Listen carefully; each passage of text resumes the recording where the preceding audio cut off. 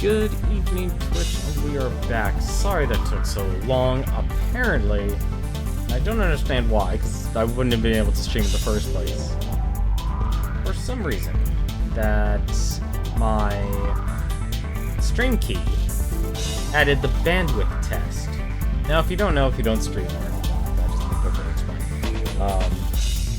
If you find yourself having technical problems, like connecting to Twitch or anything like that, you can actually input. You can run the Twitch inspector, and it'll tell you to run at the end of your stream key, question mark bandwidth test equals true. And what that basically does is do a live test of your stream. So instead of actually going live, you'll actually end up just connecting to the servers, so you won't be live publicly, but you'll be live privately. So you can actually see if you are getting a good enough bitrate, if it's too high, if it's too low, just telling you what kind of issues you're having.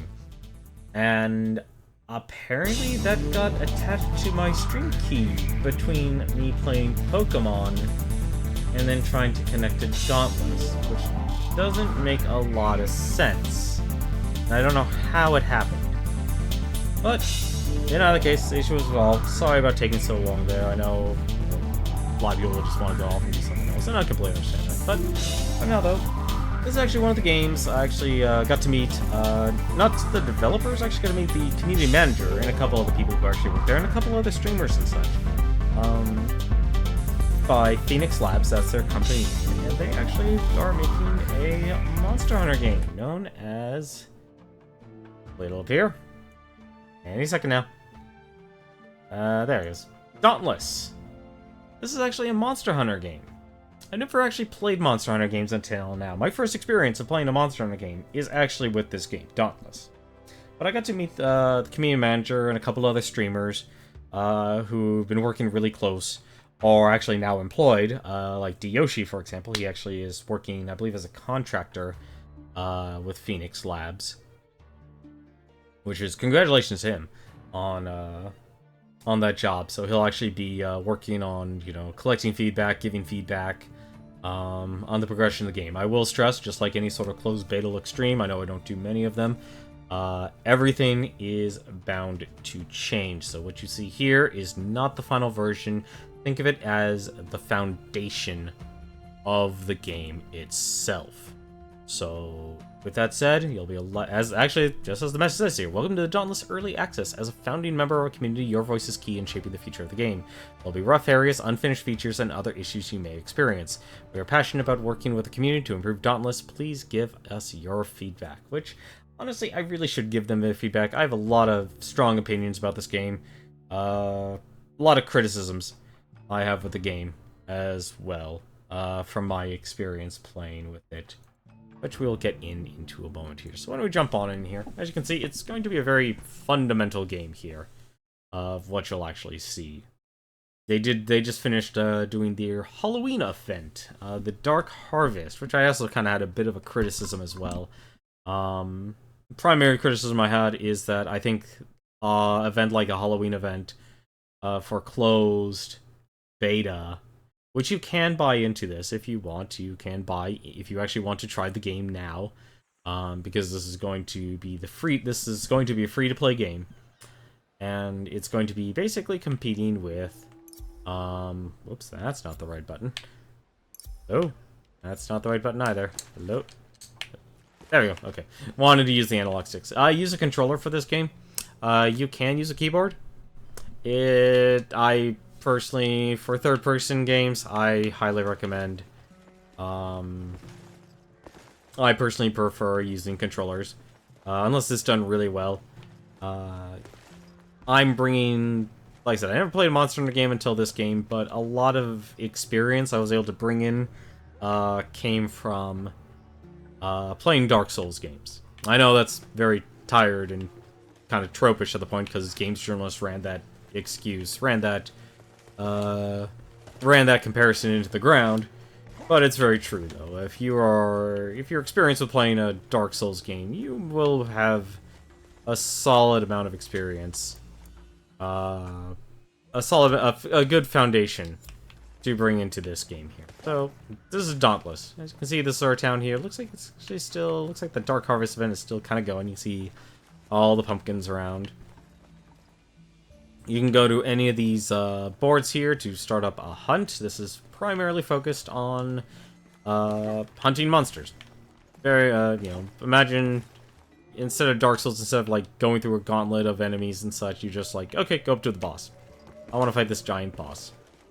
It is effectively the same way here. So let me give a quick rundown here. You kind of build your character. You can change your appearance, thankfully, at any time. I personally am not a huge fan of the character creation process. I find it's an interesting take.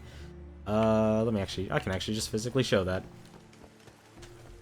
I won't go too in-depth into the character creation process, but you can actually see it. So you can actually talk to this guy here, since it's closed, since it's beta. You're looking original.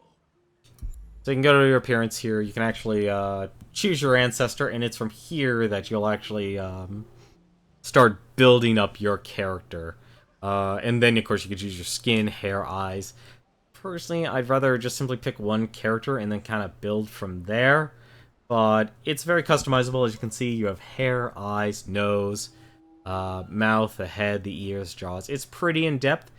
It's a little hard to create the character that you actually want. I mean, even my character kind of looks kind of goofy. And it's okay, but it's not the way I would want it. But as for other places, you can also... Apparently, Monster Hunter games apparently are really reliant on items. You can craft your healing items for yourself right here. So you can craft yourself some greater healing potions, for example. Major healing potions, healing pylons, so you can actually heal as a group. This is mainly focused to... Not so much for solo players. This is for people who actually have friends to play with and stuff. You can solo to a point. Or if you're extremely skilled and memorize the monster's attack patterns, you might be able to solo it. Emphasis on might. As you can see, you'll have in the lower left-hand corner, it actually shows what items we currently have. We have a flare, we have an air support item that helps us find resources, stamina potion, which increases our stamina regeneration, healing, cornerstone of any sort of Monster Hunter game, healing, and then a revive talisman. I can if I get knocked down, I've run out of health, I can revive myself once. I can go in the menu here. Couple things, journal, so you can look at your quest progress, see what you need to do. I've actually gotten pretty far into this. I'm thinking about around the middle point for the in terms of progress of the game here. A lot of character customization. You can change your banner, change your emotes, give yourself a custom title. You can earn titles. I don't have any equipped. I'm perfectly fine with just being known as Tenmar. Social, you can actually, like I said, as you can see, it's all very rough around the edges here. Kind of have to switch the mouse. You can go to friends, recent. You can actually see people you played with. You can start up a guild. Options are very bare bones. Resolution, full screen. Helmet visibility, off and city only. Voice, very basic. Loadout, you can actually choose your weapons here. You start out with a very basic weapon, borrowed chains, and you actually have to build all of your other weapons. So there's 5 current weapon categories right now. There's chain blades, swords, axes, hammers, and then there's one more that will come up. So there's currently 4 weapons going on. I personally am using the chain blades. I think a lot of people are using the chain blades right now because it's apparently the newest weapon. But each of the weapons here control very differently, have their own little combo system. So depending on the weapon you play, will have a very different play style. Then you have your armor. Like apparently a Monster Hunter game, you also have to craft all of your armor, so you have to kind of build everything up. So we're currently wearing the Moon Reaver set here.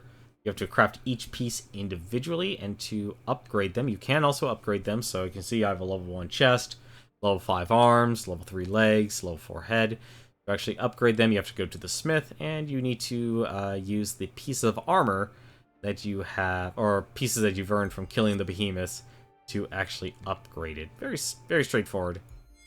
And finally, you can your quick items. These are the items that actually will bring to you in the mission here. The very, very top bar there. That's showing you how many you can actually bring to the mission, and below will tell you how many you have. So you have 25 greater healing potions, 8 heal over time, 2 normal healing potions, 10 major healing potions.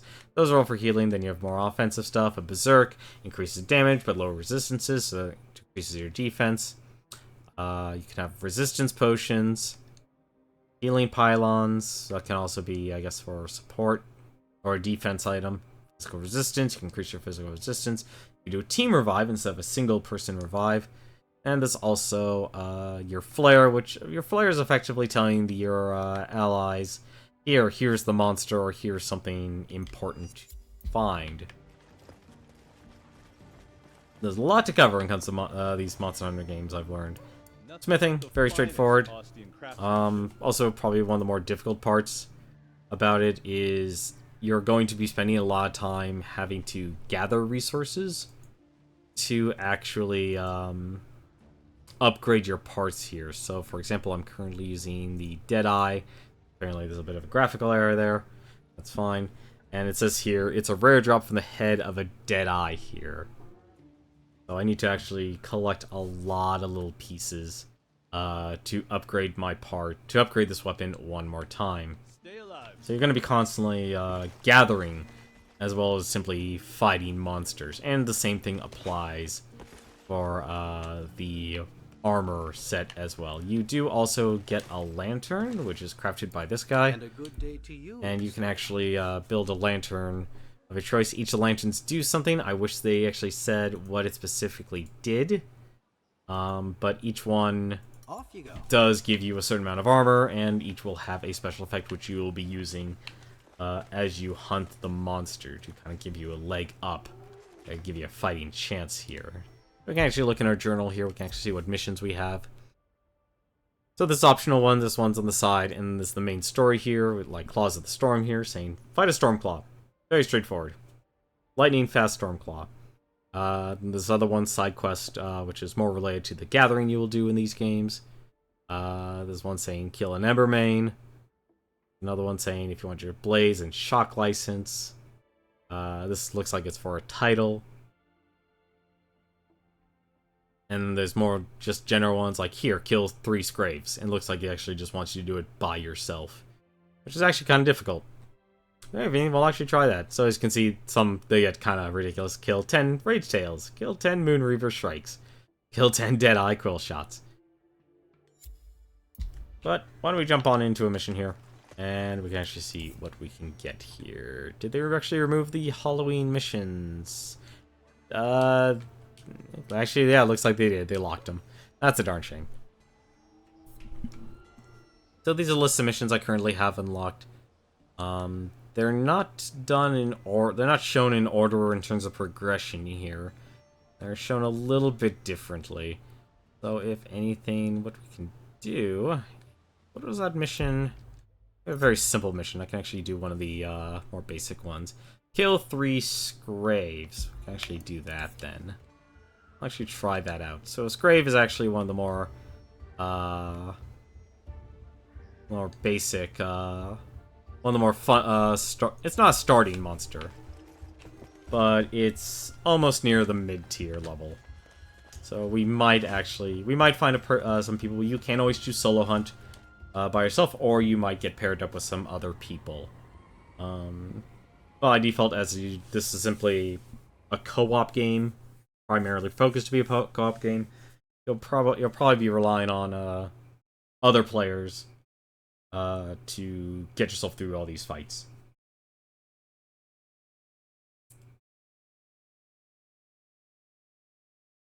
But I do have a lot of criticisms. I really should just like write a report or record some video illustrating. So we have another player here named Smashy.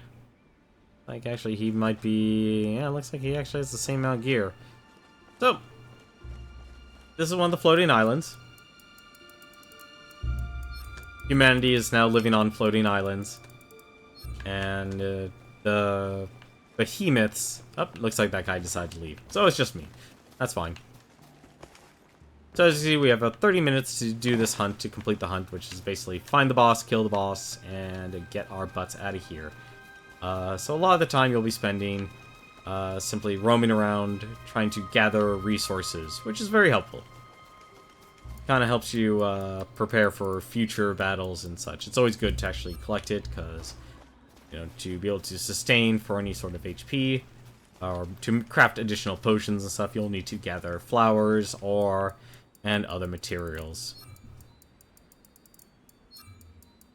So you'll be doing a lot of gathering as well as you play this game. I don't know if that's normal for a Monster Hunter game, but that's the current pace of it.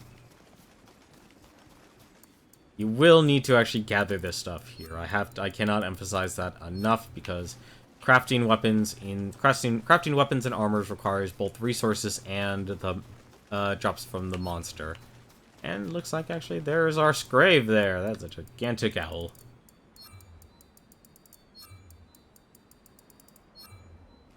I might die on this one. This Scrave is actually kind of difficult for a boss, because unlike the other owl creatures... How's it going, buddy? They actually have the element of ice. Thankfully, the owls are actually a lot easier, a lot more friendly to actually deal with. Ooh, and I've been frozen. So, as you can see, this isn't, you know, an ice. They'll use ice attacks instead of just simply attacking regularly. The one thing about the chain blades I should stress is that they can actually...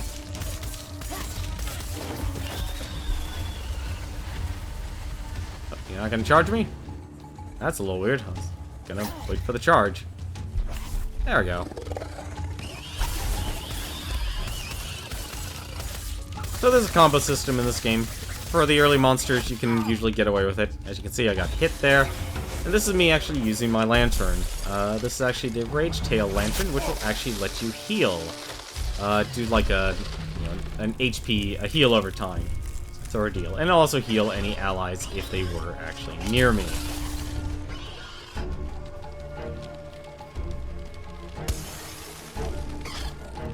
So far, I think, if anything, most people I've seen play this game kind of get stuck at this level with a Scrave, which I completely understand, actually. Because there's one other part about this game in terms of hunting these monsters, is the loot system.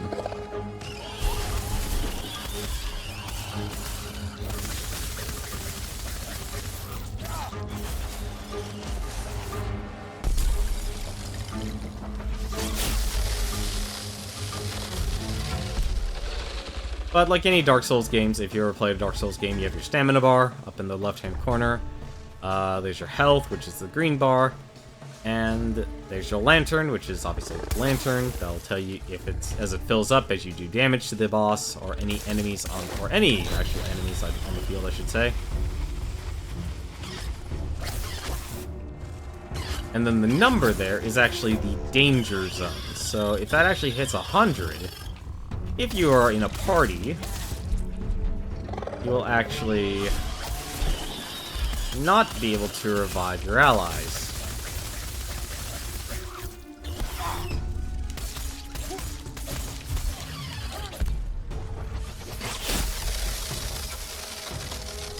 But we're a little bit over-geared for this fight here. Apparently Monster Hunter games are very scale. Like, kind of like you can end up kind of getting too many stats. So it kind of becomes a whole lot easier. Where the heck are you? You can also get frozen if you get too close to the darn thing. That's why I'm kind of going a little bit slower than normal. Guys, actually, these guys have a lot of HP.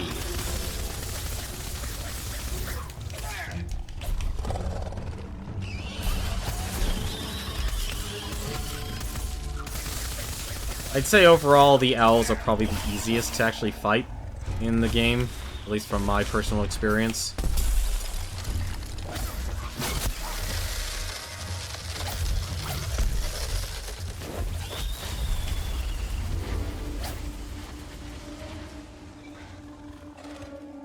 Oh yeah, you can run out of stamina, which will prevent you to run.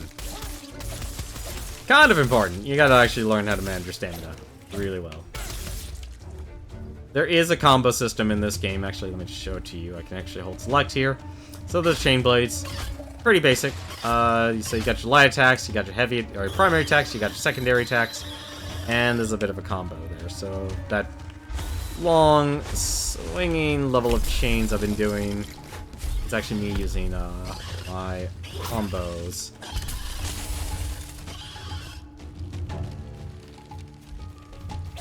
Kind of giving you a bit of a crash course here.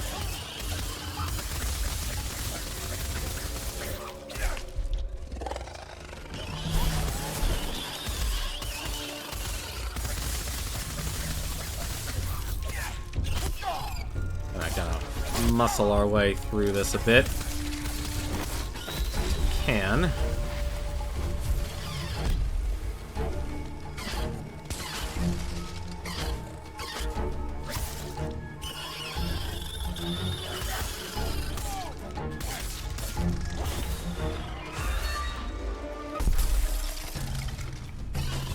It actually controls pretty well.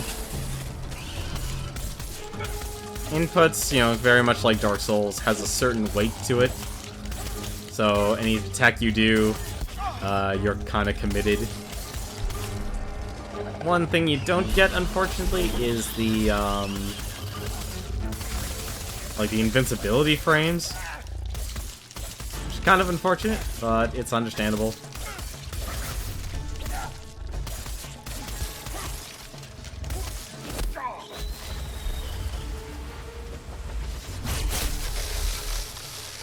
Although you do get invincibility frames if you actually been hit and knocked down.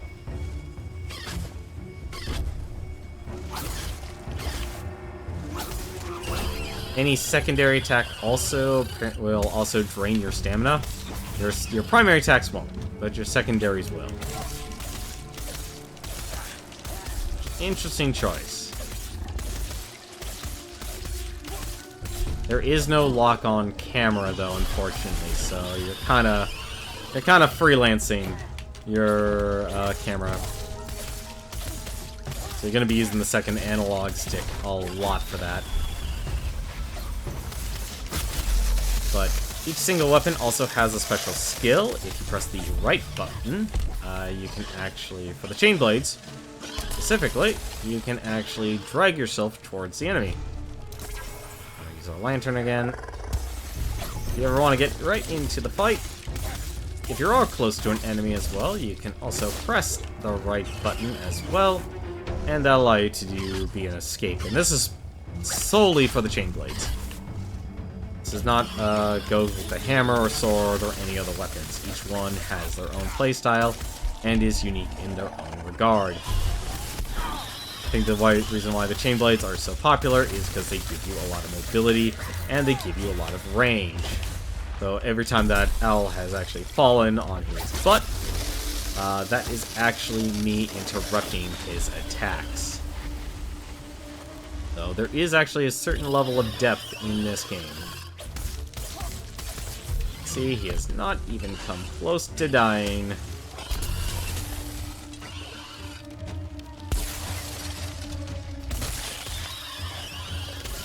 And what you just saw there, we actually broke off a piece of his hide, which is pretty much actually the reason why people play these games. And actually, you want to break their body parts off, so you can actually get new gear.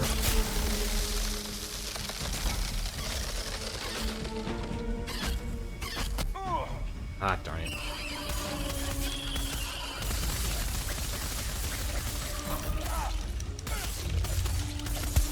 And also, bosses can also go enraged.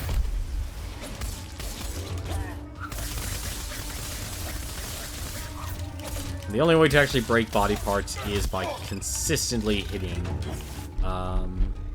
the same part of the body over and over and over again.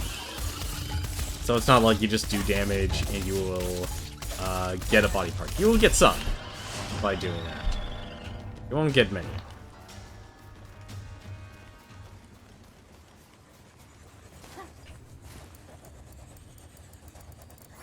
But from what I played, as a closed beta, I'm having the standard closed beta experience. There are things I like about it. I like the overall foundation, the novelty of doing a Monster Hunter game, because I never played one until now. And I understand why people actually like it. It allows you, very much the same way someone loves playing Diablo and stuff. You're always chasing for new loot, new gear, and just a way to consistently better your character.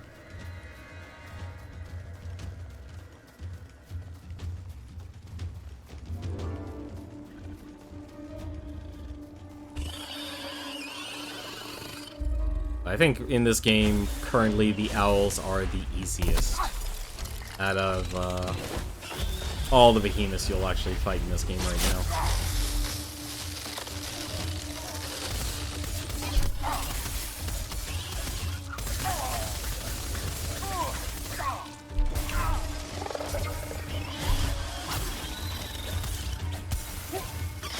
Oh, and there's the latency.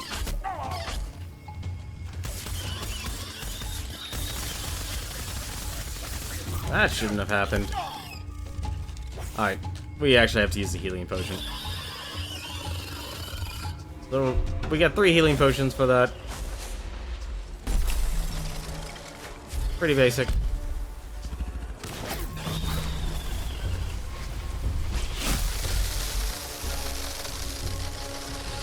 Always do have to be mindful of your stamina, though.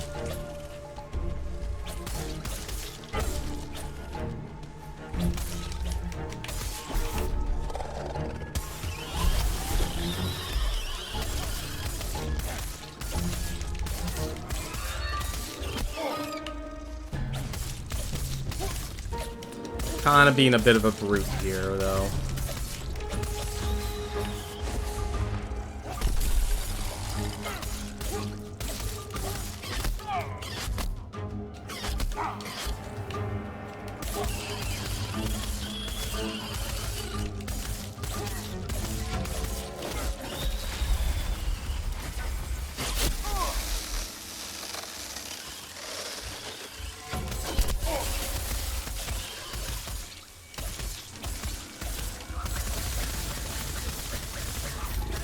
Unfortunately, the game doesn't read your inputs, like, in advance, so can't exactly just press the buttons in advance and it'll do that attack. You have to press it at the end of those swings.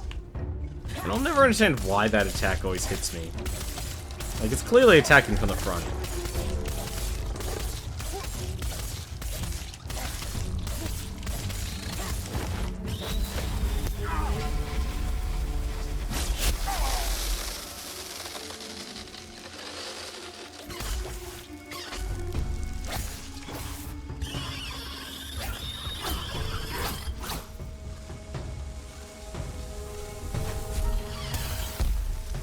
Come on.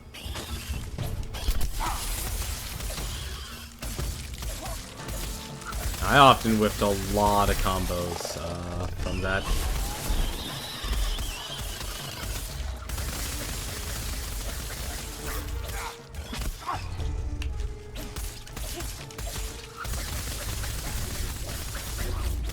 But that's easily, like, my strongest attack there. I don't know how the other weapons shape up in comparison, though. I'm actually surprised that hit me.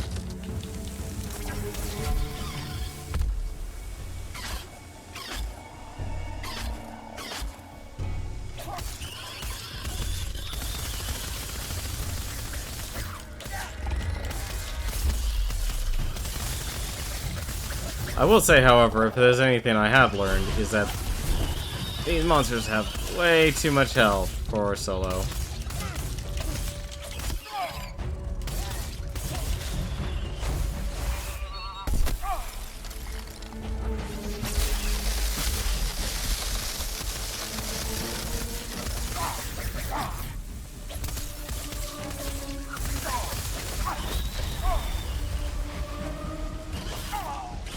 I actually need to heal myself. So bleed there, any of the DOTs or status effects you have, there'll be a certain bar. They'll tell you how long it's going to last. Bleed's actually pretty bad. It's stopped by healing, which is pretty simple, but the further you get, instead of 5 potions, I only have 3, as you can see. Kind of changes the playstyle quite a bit.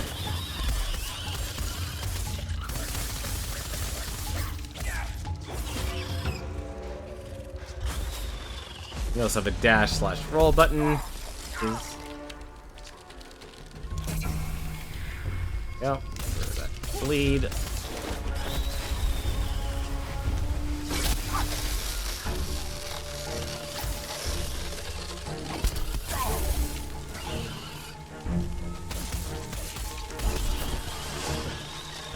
Running again?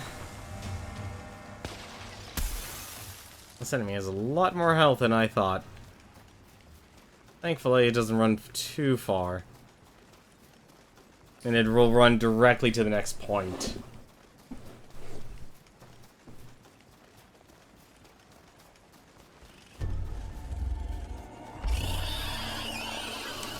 There's also those little geysers in the center. They'll actually,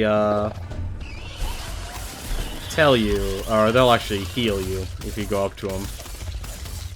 But you gotta be very careful.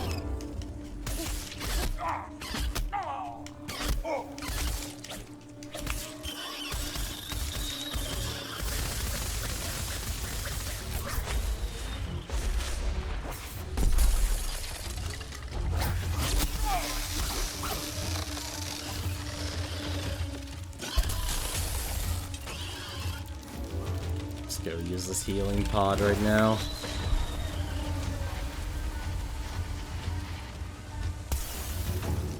But this is definitely one of those games where if you have a solid group of friends or a core group, I could definitely see people having a lot of fun with this. I don't know how it compares to any of the Monster Hunter games, though. But I do have a lot of criticisms for this game, from the combat to the scaling of bosses and such. I didn't know the Scrape did a lot of bleed damage, though.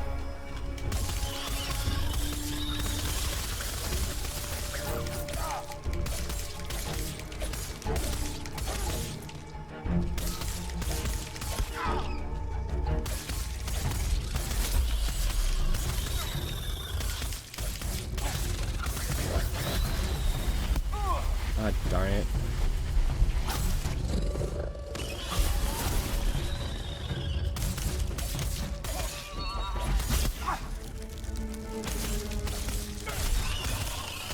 There we go. And he's down. Goodbye, Scrape. We didn't do a lot to him. You can actually break off a lot of pieces off of these behemoths. But as you can see, like, each individual hunt can take quite a bit of time.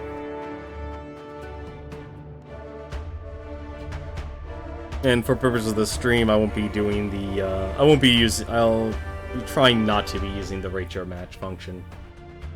Because I understand I'm streaming, and so my perspective is going to be a huge difference.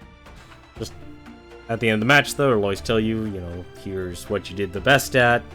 And if you have other players, it'll tell you what you did in comparison towards.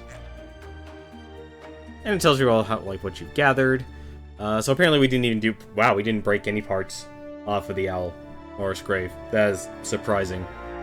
And at the end of every mission, you will usually get an Aether Core. This is their equivalent of loot boxes.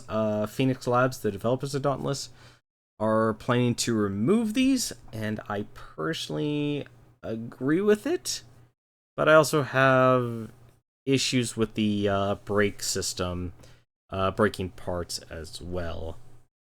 Which I guess I probably should just describe all of my criticisms for this game in its current state. Just remember, this is still in closed beta.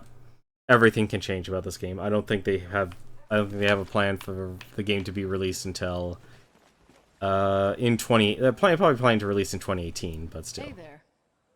Oh, apparently that was actually the third Scrave I killed. Keep those blades sharp. That's actually very useful.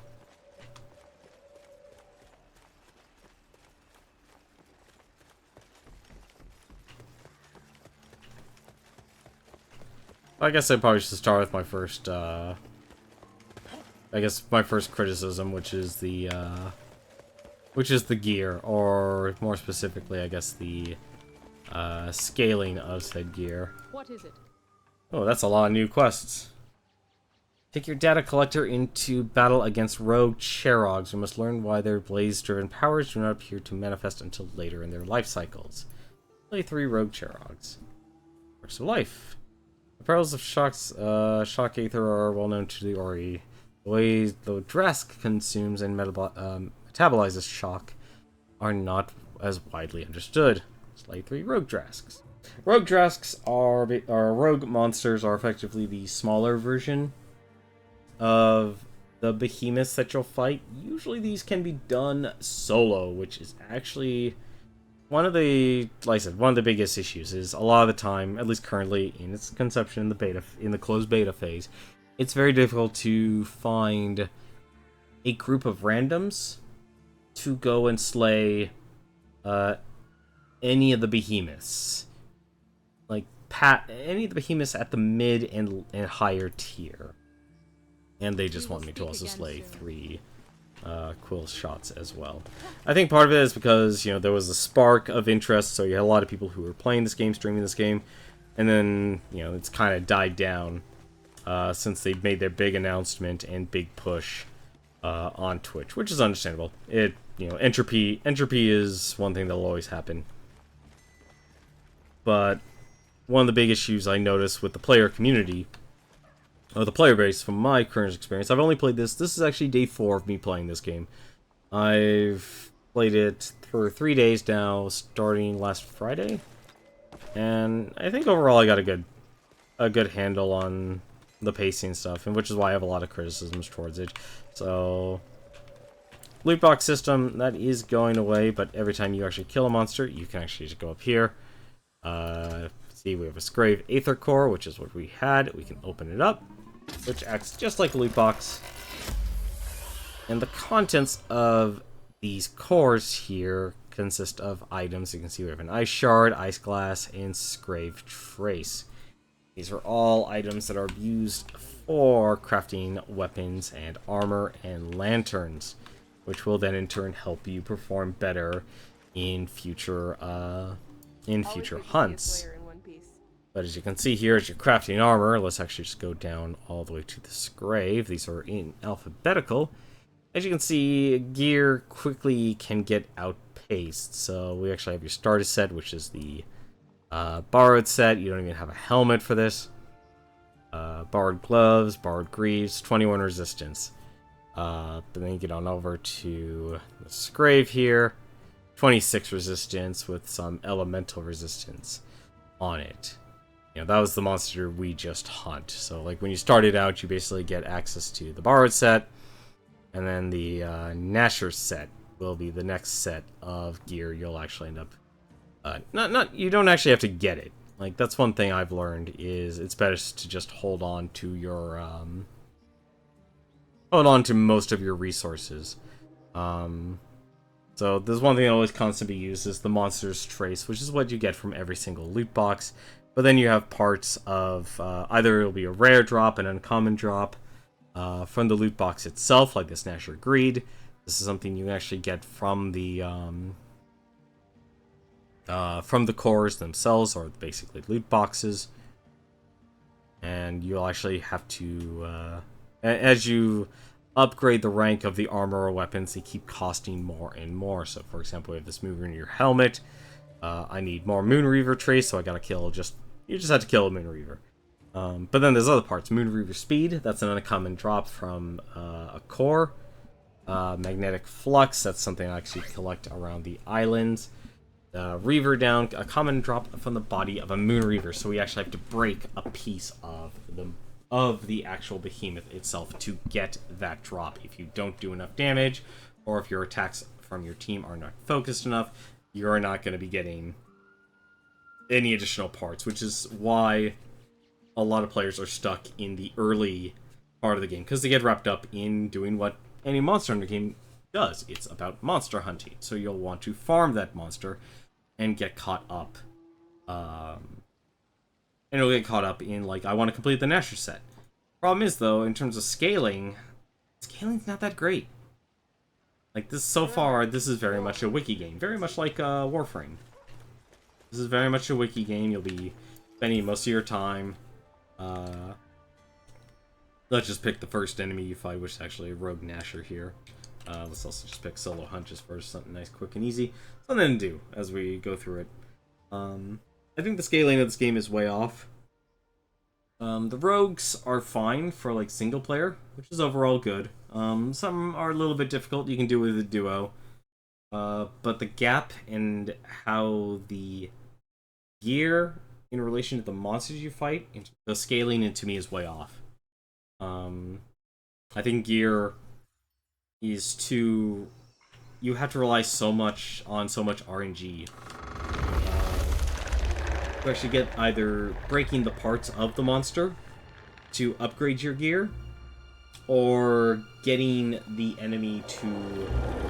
or getting the core, the loot box itself, to drop the piece you need. So you're kind of fighting... You're fighting a battle at two fronts here in terms to actually progress, which will then, in turn, let you fight other monsters. I've spent so much time invested fighting just one monster over and over and over again, trying to break a piece of the body, like a leg or the head, to get like a horn, for example, or a hoof of that specific behemoth. That'll never come. And so you end up hitting a very steep wall in your own progression. In your own progression system. You won't be progressing at all. You'll just come to a standstill.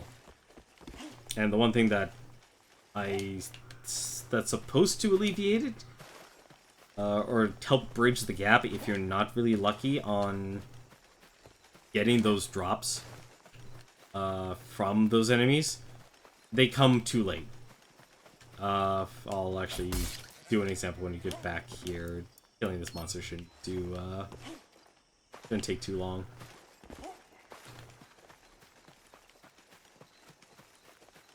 But just as an example of... Sorry, I'm still working on fixing my sleep schedule. One of the core issues when it comes to the gear is that you're relying so much on getting... trying to get this one piece of gear to drop, either it's from a core or trying to break a piece of the body, that you're, like I said, you're at a standstill. And because you're at a standstill, you're no longer able to progress, and you end up fighting the same monster over and over again. So this is actually the very first monster they had to fight. This is a rogue Nasher. It's a gigantic beaver. It's awesome.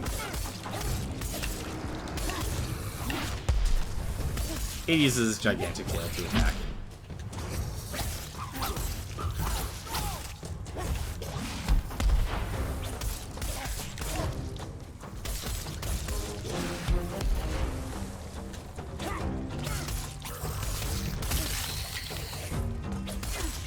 So usually when you see like an enemy flinch like that, that means you've broken off a piece of their body. I guess we broke the arms. There goes the tail.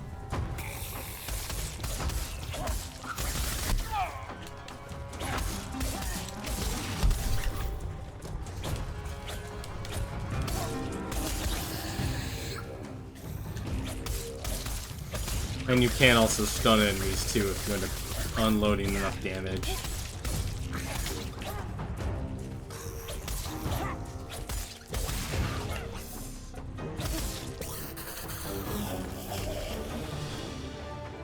So that was a very quick fight. Like I said, that's the very first monster you'll actually end up fighting in the game, and we are very much over-geared for such a fight.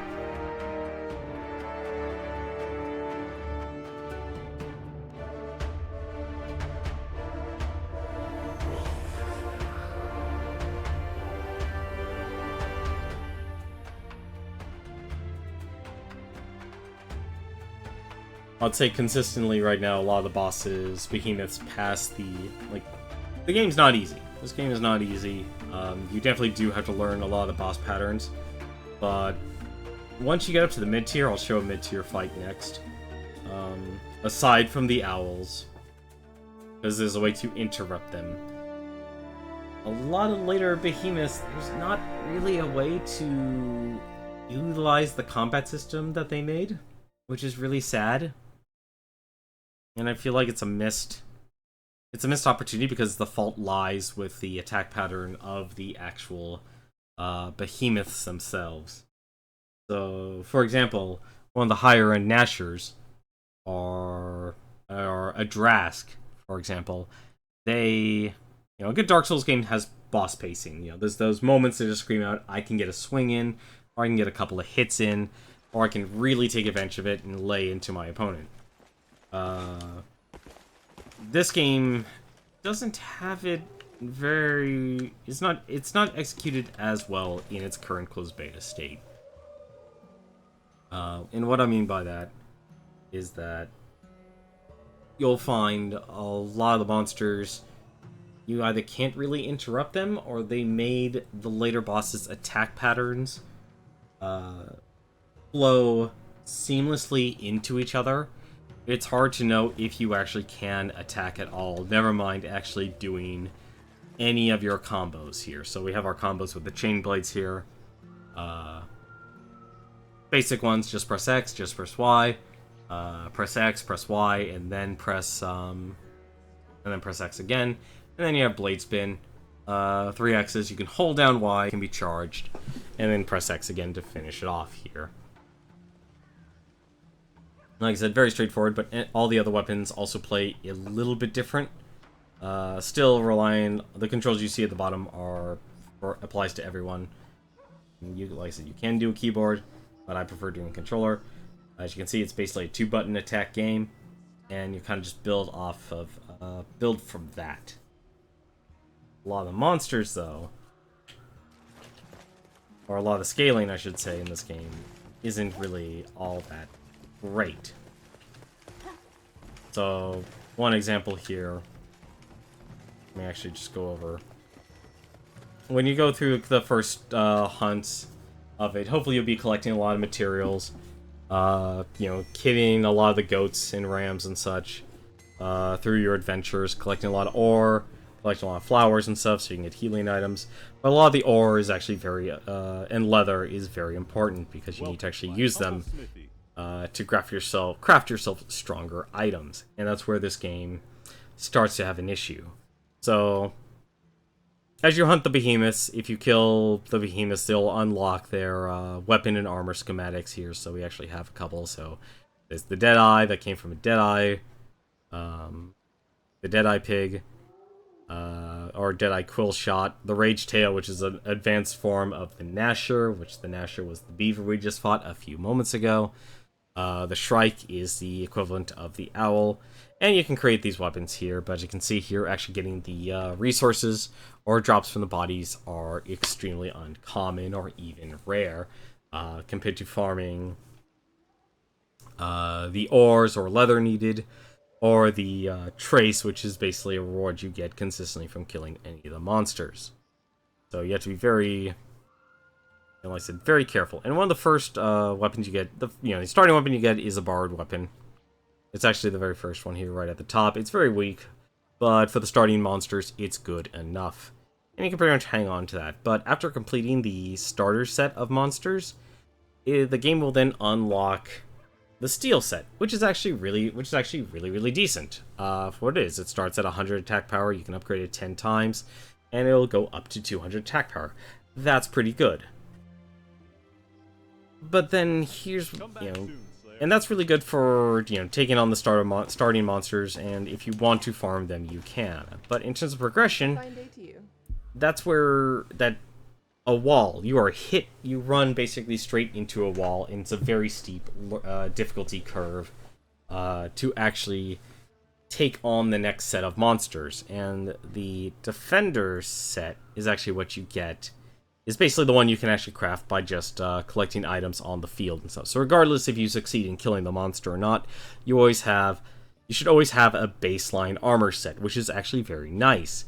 You start with the Bard, and then you can unlock the Gnasher, you unlock the Shrike, and then you get to the Defender here after you take care of those two. So, even if you're not doing a great job of killing the monsters themselves, you're not in trouble. You're getting yourself a decent set of armor as long as you're gathering.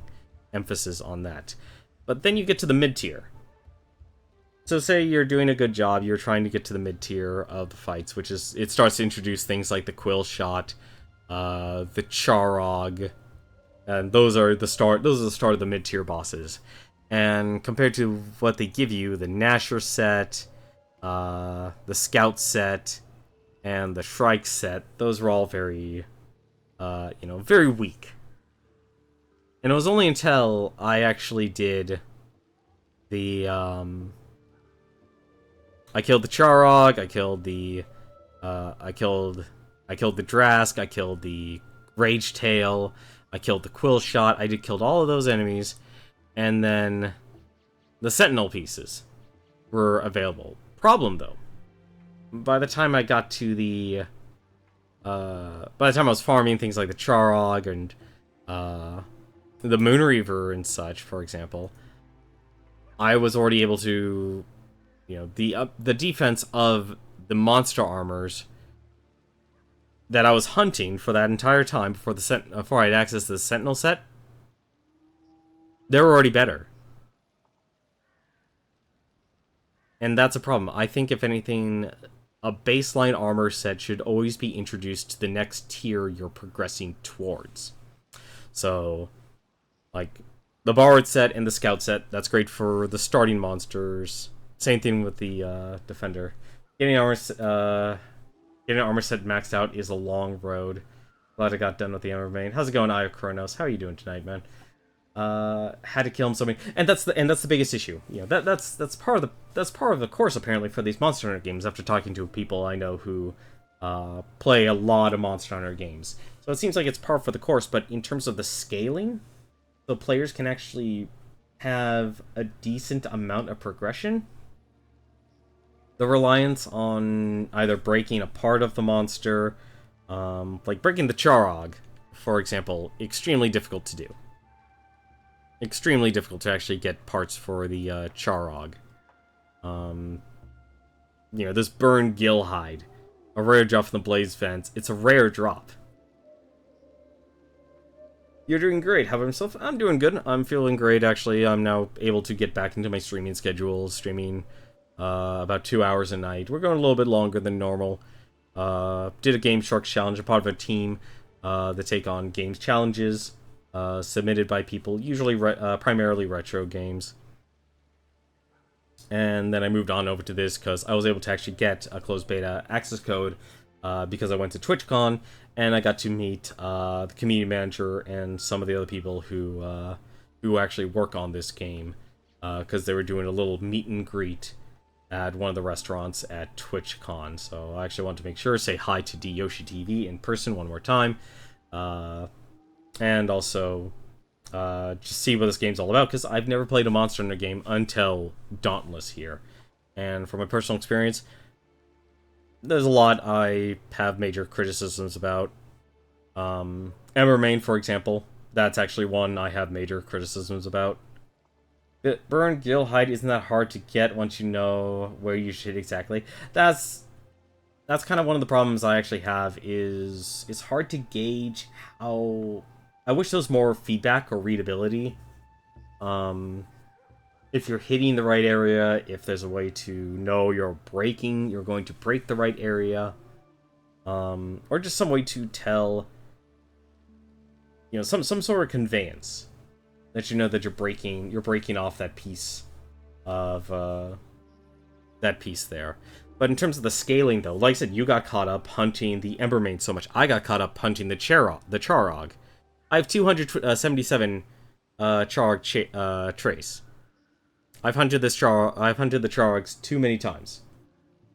Granted, there's maybe a closed beta, but look, I haven't even gotten anywhere close to actually upgrading my gear. And whether it's either through bad drops or the loot box system, you basically have two things that are working against each other. You have the loot box system, so you're relying on things to drop from the loot, from the cores themselves, and then you have actually something that is partially a skill check is, can you break certain parts of the body? Or as a team, can you break certain parts of the body? And even that has an RNG element to it as well. So you could break the certain part, but you might not get the piece you want.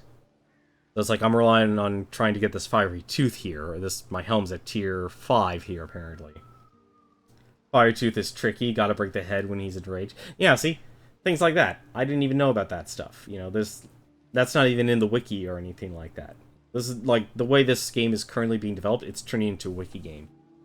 That's kind of what I have an issue with the scaling. I think the scaling needs to offer a baseline that will allow you to do the content, because, you know, going into Cherog with a steel, you know, Cherog, a Moonreaver, or the Deadeye, and the best thing you can probably get is, the one thing you would hope to have is the Sentinel armor.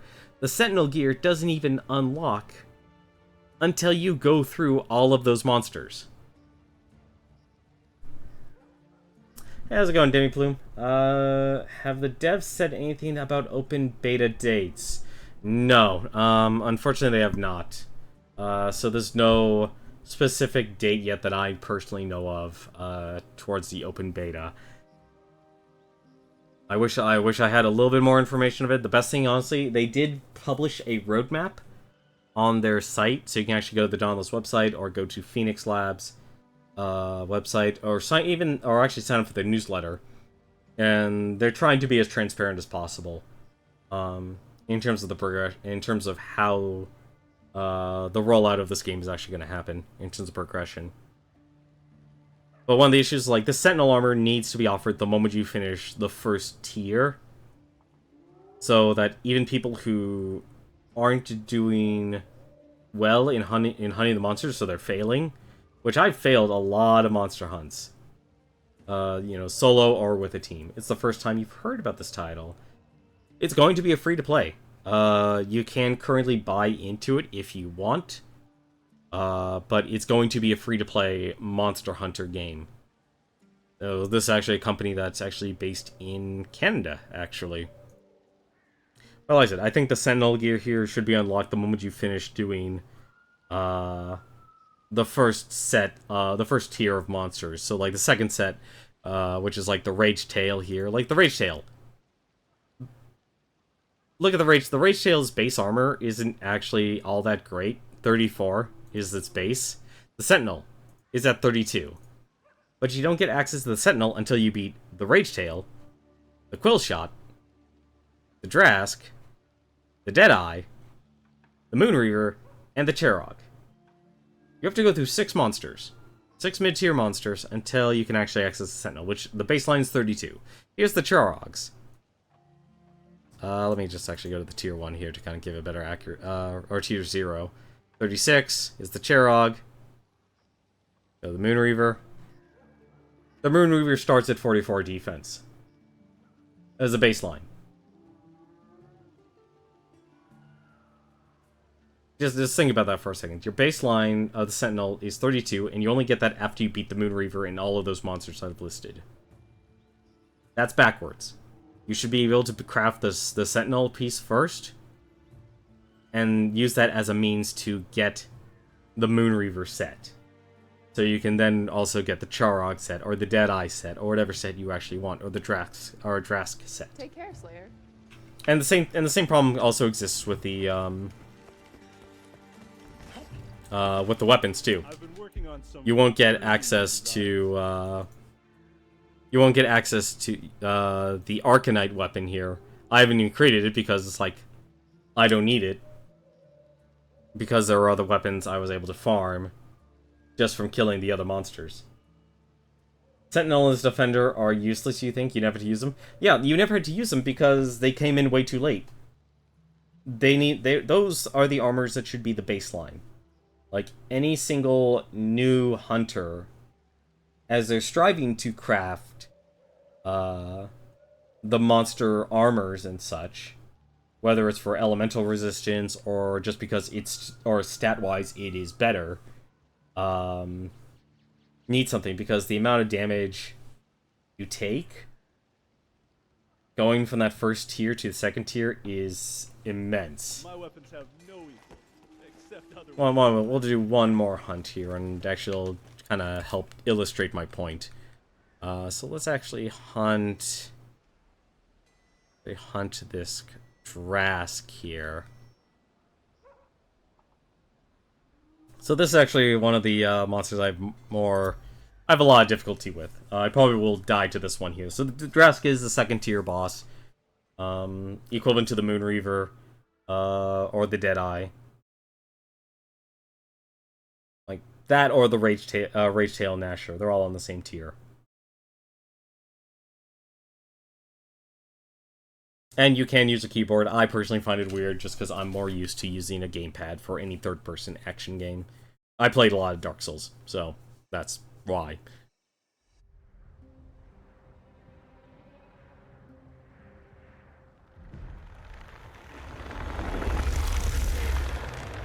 Like I said, I like the foundation of this game. I think this game actually has a lot of potential, but it needs a lot of work.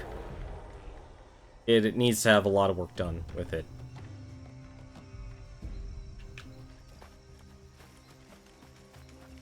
But the crafting system, like I said, you need to have a baseline armor. The gathering stuff, I actually don't mind. It's nice to, you know, it creates that lull before you actually engage the monster. So you're constantly like gathering resources for the next hunt and the next hunt and the next hunt. And I think the gathering should always be, like I said, that baseline towards ensuring or increasing your chances for progression. You know, you may not succeed, but you'll slowly work on, you know, building better weapons. Oh, there's the Drask. That was actually nice and easy. Also, I just like this. So the flare system there, that actually tells, like, if you are in a party, you can actually tell, like, your allies, hey, the boss is over here. Or if you find, like, a resource or something like that, that'll be very useful for them. So here we have the Drask. The Rogue Drask has effectively the same attack pattern. We might actually do one other monster, just to kind of illustrate my point as well.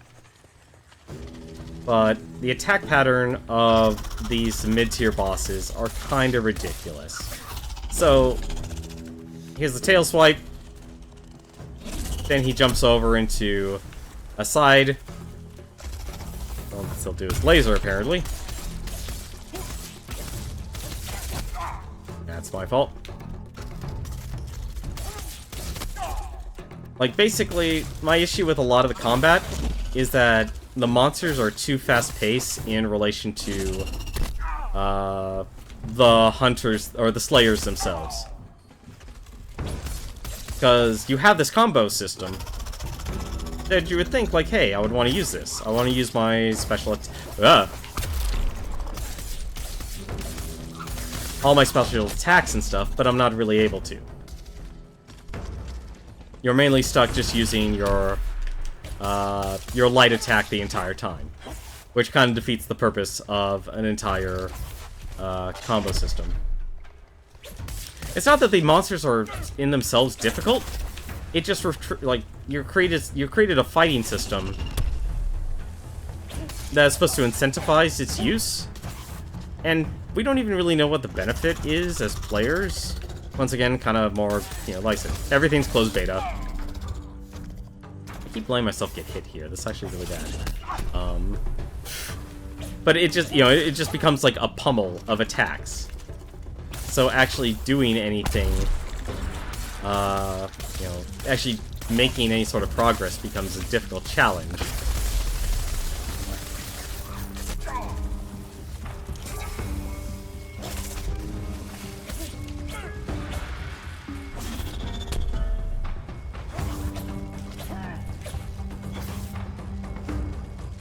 A long time to gear out now, is because, yeah, I think that's apparently something that's consistent with all the Monster Hunter games, is that apparently Monster Hunter games are very numbers heavy, so you're really relying on So you're just like always collecting better and better gear.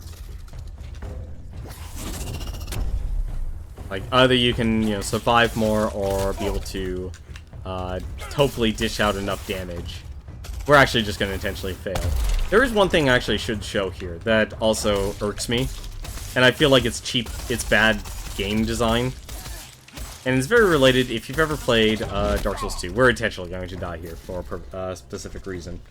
There's one more boss I want to show. Just to let you know, any sort of resources you do collect from the hunts, even if you fail, you do get to keep them. Which, like I said, that kind of, in my mindset, is like, okay, you're always having some base level of progression, so you can have more potions, have more resistance potions, collect resources so you can build those baseline armor sets and such. I think I agree. I think the difficulty in this game scales. It has like walls. So like it starts with steps and then it just throws a wall at you, and your ability to climb over that wall. The moment you climb over it, you've farmed all the resources, you've gotten a set of monster armor and stuff from farming that monster ad nauseum. On the other side of that wall, when you see the next set of steps, right there at your feet, is an entire set of armor and weapons that would actually basically like, why isn't this on the other side of the wall? This would have made climbing this wall a whole lot easier. And it's already basically given to you. There's one more monster I want to show. This is the Rage Tail. This actually probably also does a good job of illustrating my other point when it comes to the way the bosses are designed at the mid tier. I don't know what it's like in the higher, like the end game, the current end game in this closed beta. And I want to emphasize that. Remember, this is early access stuff. And I'm only being really critical because it's more of like glaring issues I see. That if they keep at the current pace they are, it's going to have problems.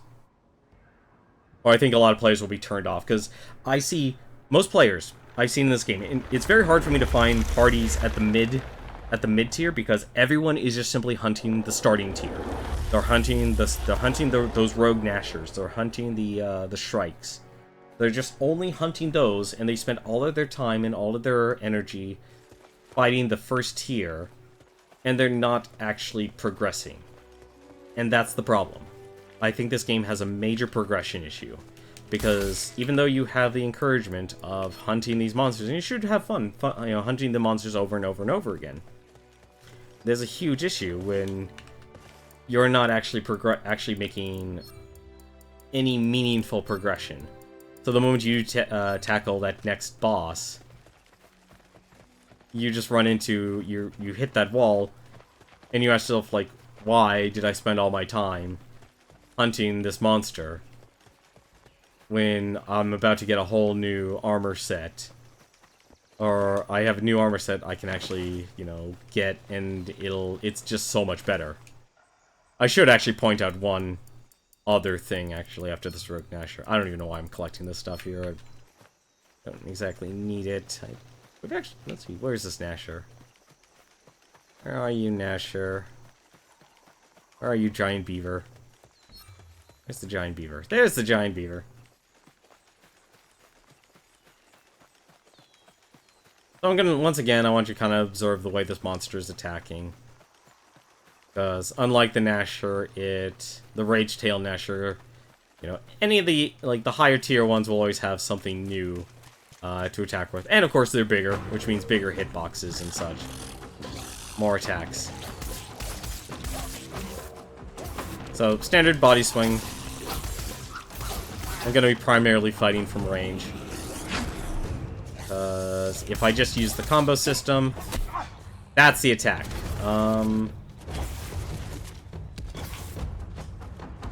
That dash there. If you've ever played Dark Souls 2, you might know that enemies will track you until the last second of their swing. And that's what made a lot of people hate Dark Souls. Dark Souls 2, Dark Souls 2. Not simply like it just matched up with the original, Like these, you know, the beaver basically turns on a dime. So it has that homing attack element where even if you know, succeed, even if you dodge it, or the first one, he'll hit you with the second one. And, you know, with enough practice, it becomes doable to dodge it. But the amount of timing you actually need to do to actually dodge the attack is very difficult. See? Like, I dodged out of the way there, but because he turns on a dime, and turns so sharply, it's very easy to actually get hit. And with how fast he's attacking, and just remember, I'm currently using the fastest weapons in the game here. The chain blades are the fastest attacking weapons in the game. There's nothing faster. Not even the sword. Like... And also, if you're out of stamina, you're kind of foobar. Like so. You're kind of doomed if you don't manage your stamina very well. And that's the other issue. Is... I kind of threw the fight on just to let you know.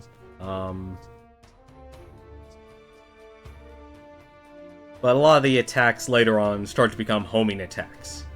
So, if you don't dodge at the last second, you're going to get hit. And that's what a lot of the monsters end up doing. They have an attack that will just follow you, and you pretty much have to spam your dodge. You know, you can't just simply run away from it, or walk away from it. You have to pretty much spam your dodge. And if you don't have enough stamina, you're screwed. And because you can't use... You have to save your stamina for your dodging, it defeats the... Once again, it defeats the purpose of the actual combat system they are creating.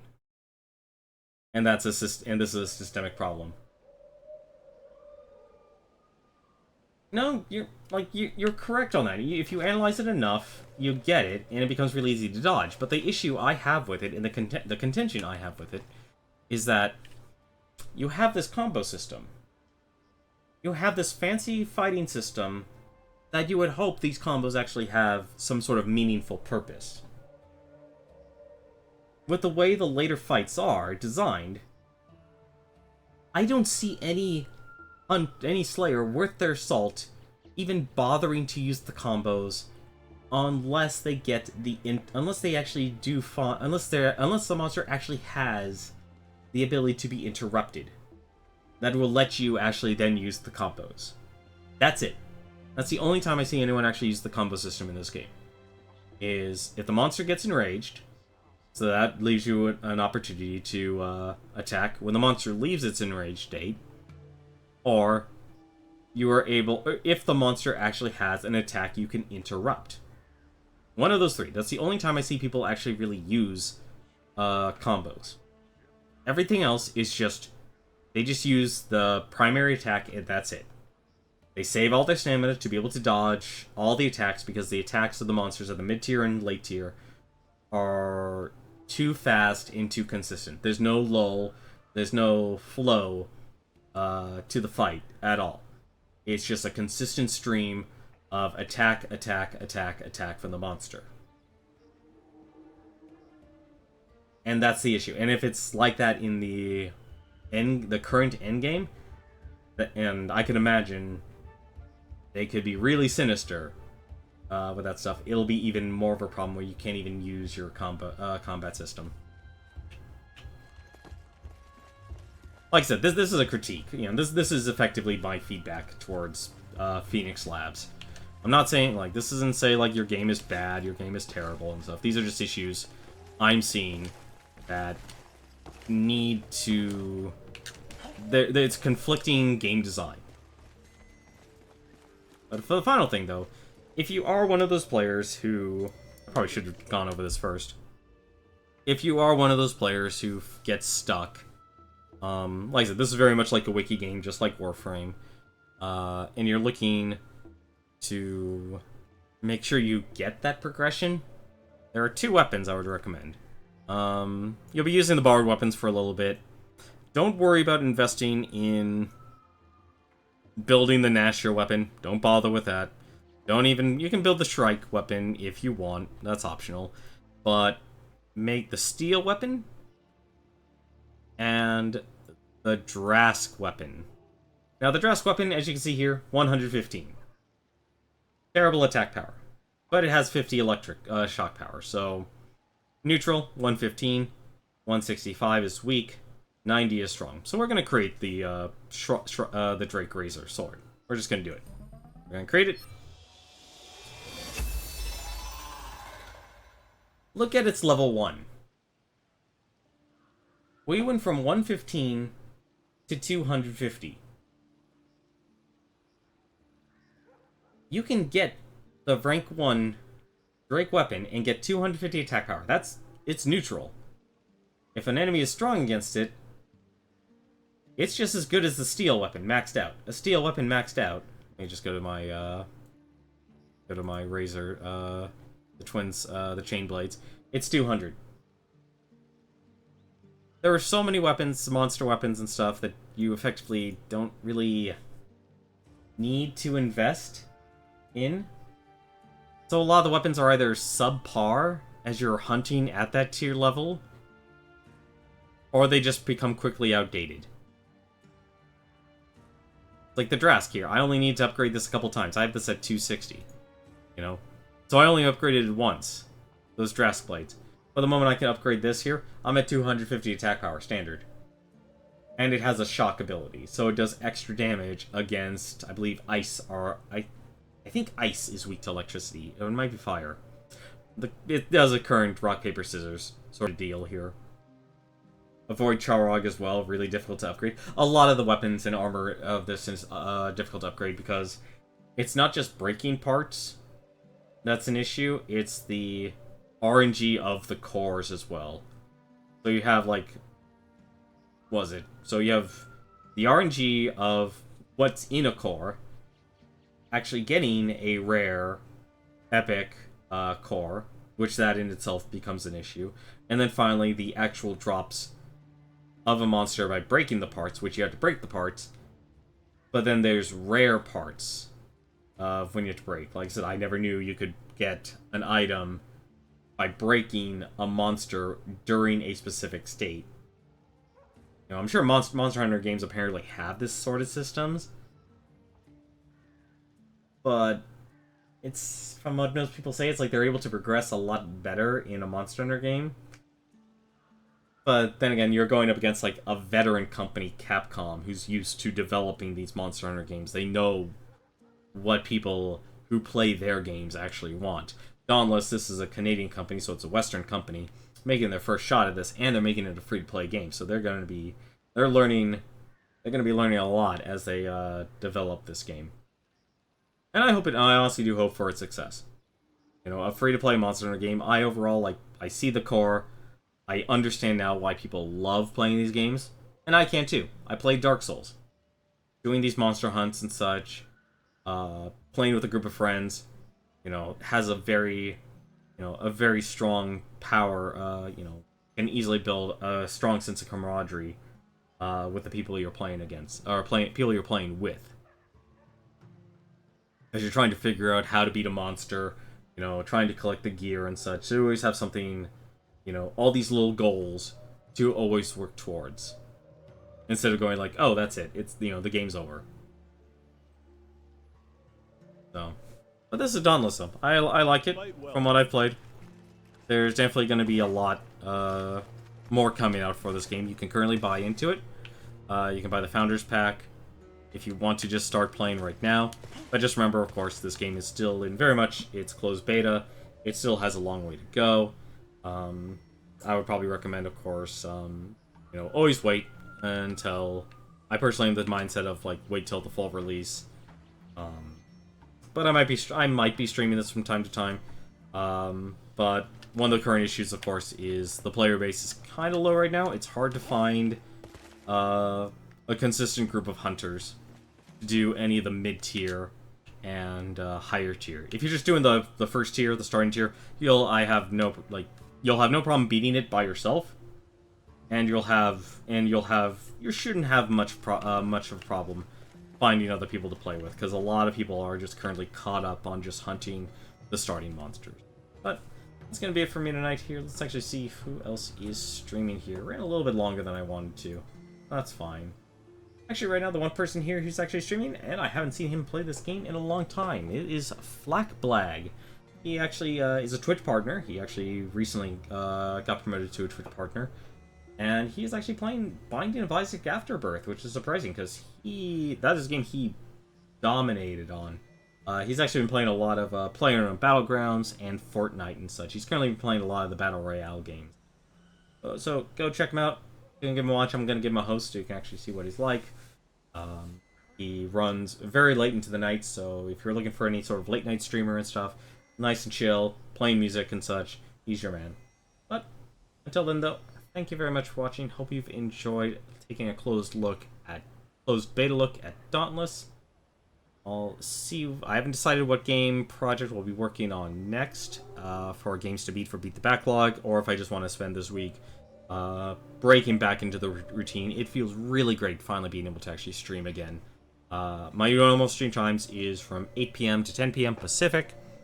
But until then, though, thank you very much for watching, and until then, take care.